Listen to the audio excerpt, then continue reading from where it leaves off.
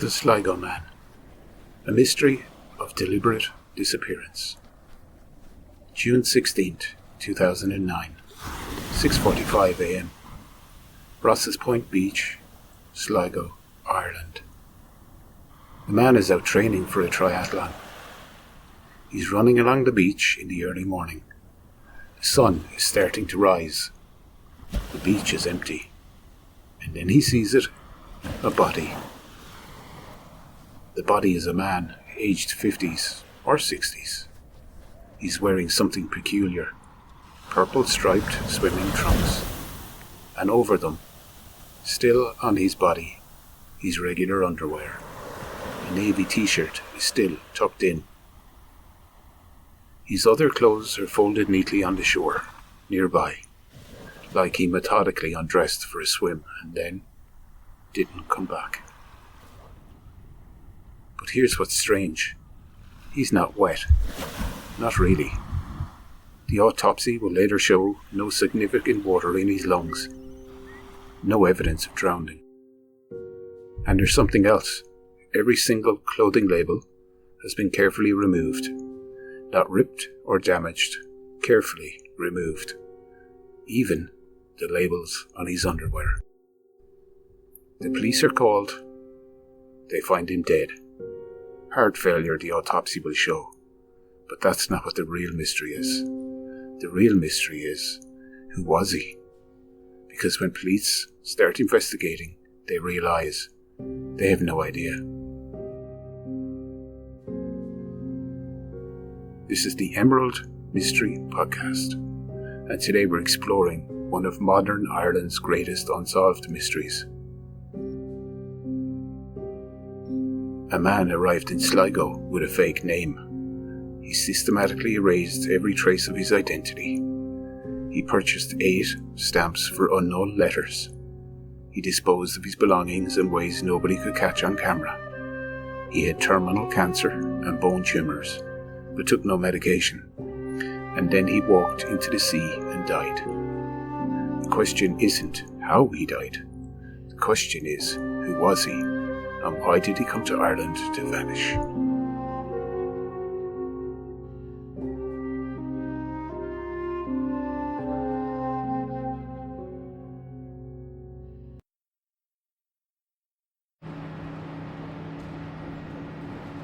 Ulster Bus Depot, Derry, Northern Ireland. A man arrives. He's described as tall, thin, wearing glasses. He has grey hair. He speaks with a German or Austrian accent. He carries a black shoulder bag and a worn suitcase. Nothing remarkable, just a man catching a bus.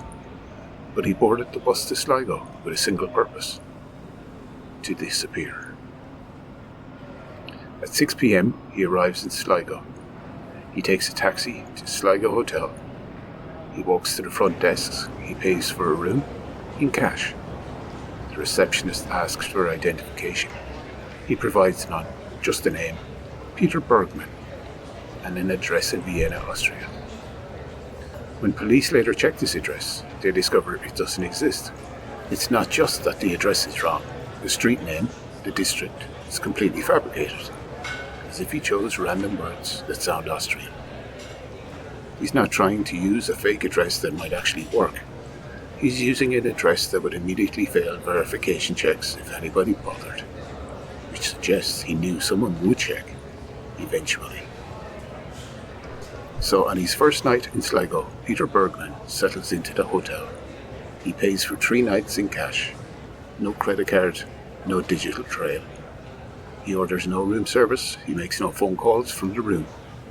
He doesn't use the internet. He leaves no fingerprints on anything he doesn't have to touch. He has become a ghost. The next morning, Saturday, June 13th, at 10:49 a.m, Peter Bergmann leaves his hotel room. He's seen on CCTV walking to the Sligo post office. And here's where his behaviour becomes deliberate, intentional, almost ritualistic. He buys 8 82-cent stamps and airmail stickers. Now think about this.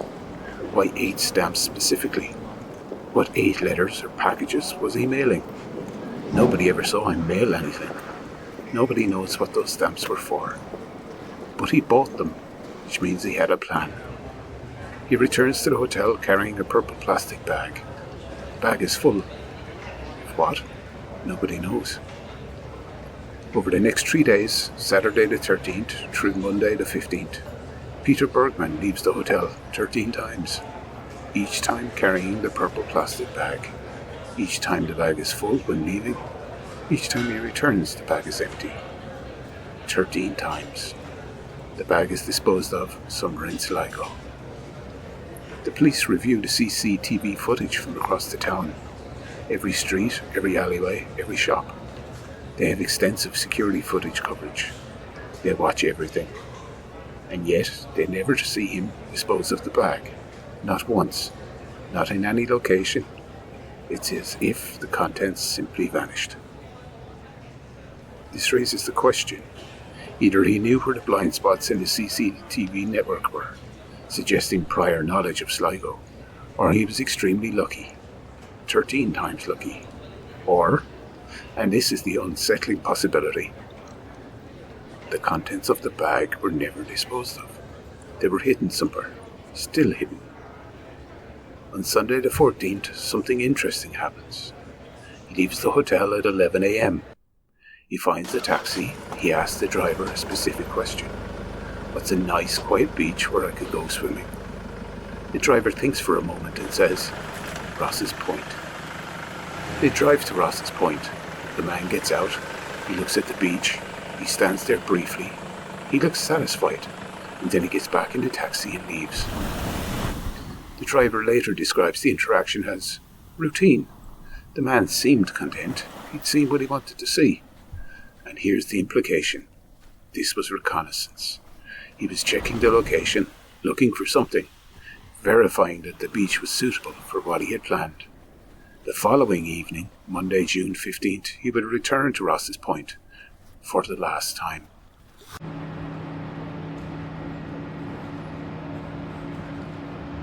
Monday, June 15th, 2 p.m, Sligo bus station.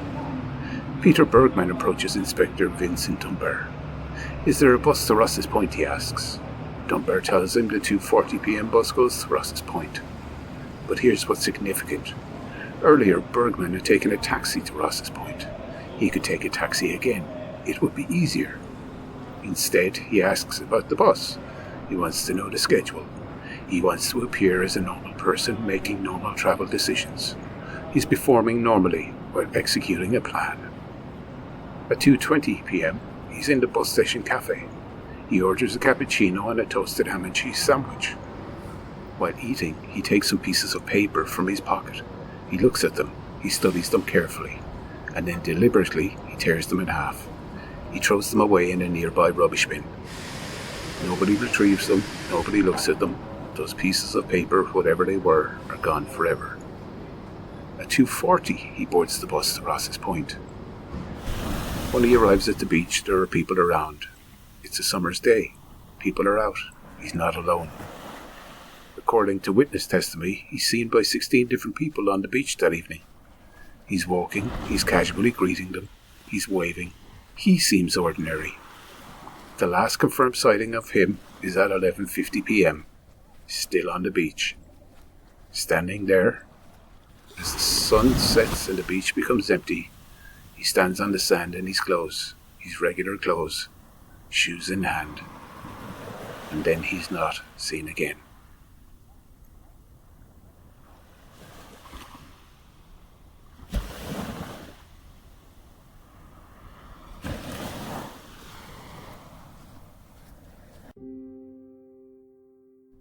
Tuesday morning, June 16th, 6:45 a.m. Arthur Kinsella and his son Brian find the body. The man is wearing purple, striped swimming trunks, with his underwear over them, a navy t-shirt tucked in. This isn't normal beach wear. This is strange. Almost deliberately absurd. As if he wanted the discovery of his body to be strange, memorable, odd. His other clothes are folded neatly on the shore. Black leather jacket, chinos, Tommy Hilfiger sweater, dark socks, size 44 shoes from Germany. There is no wallet, no money, no identification, no keys, nothing to identify him.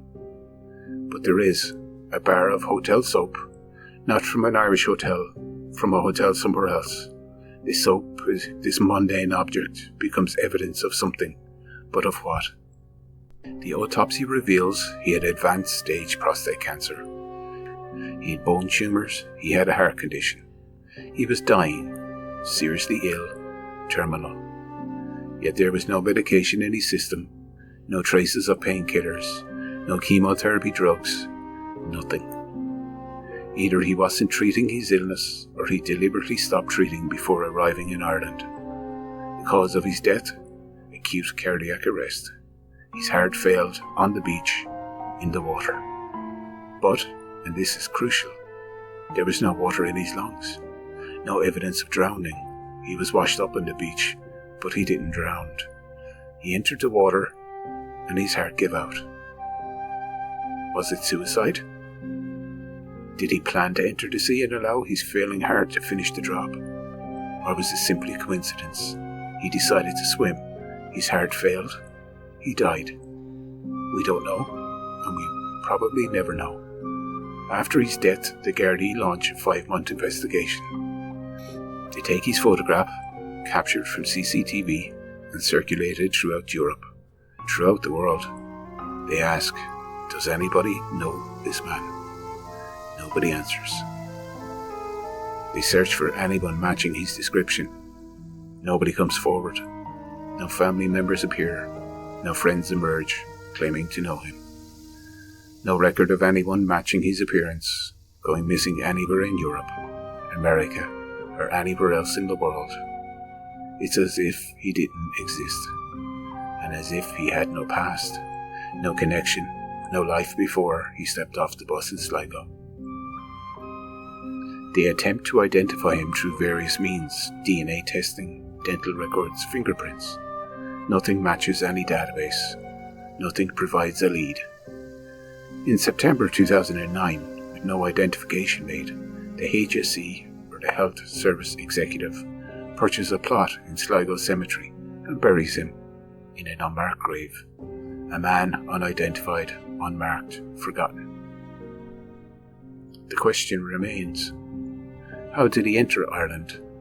There's no record of him entering through any official border crossing. Did he come through Northern Ireland and simply walk across the invisible border? Did he arrive on a private boat or plane? Where did he come from before Derry? There's no record of him on any bus before that. Did someone drive him there? Did he arrive by other means? And what was in the purple bag he disposed on the 13 times? Medications? Documents? Money? The contents remain unknown. What were those 8 82-cent stamps for? What was he trying to mail? What were the pieces of paper he tore up at the bus station? What was he writing? What was he saying? What was his plan? The investigation goes cold. Years pass. Nothing new emerges.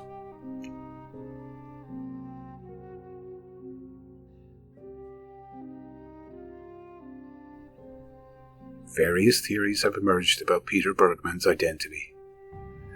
The first theory was he was a Nazi war criminal's descendant. This theory suggests he was hiding from his past, a descendant of someone involved in World War II who came to Ireland to disappear.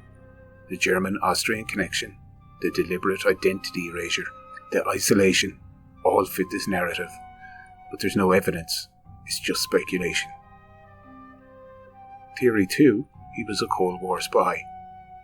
Perhaps he had military or intelligence background. This would explain his knowledge of security cameras, his ability to evade detection, his methodical planning.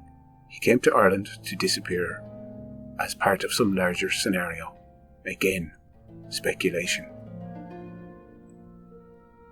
Theory 3, he had legal troubles. He was fleeing legal problems in Austria or Germany. He came to Ireland to start over, or to end things. Possibly, but just unproven. Theory 4, he was simply a lonely, ill man. He was terminally ill. He had no family, no connections. He felt alone. He came to Ireland. Perhaps he'd been here before, or it was significance for him, and he decided to end his life. This requires the fewest assumptions. It's the simplest explanation. But it doesn't explain the extraordinary lengths he went to erase his identity.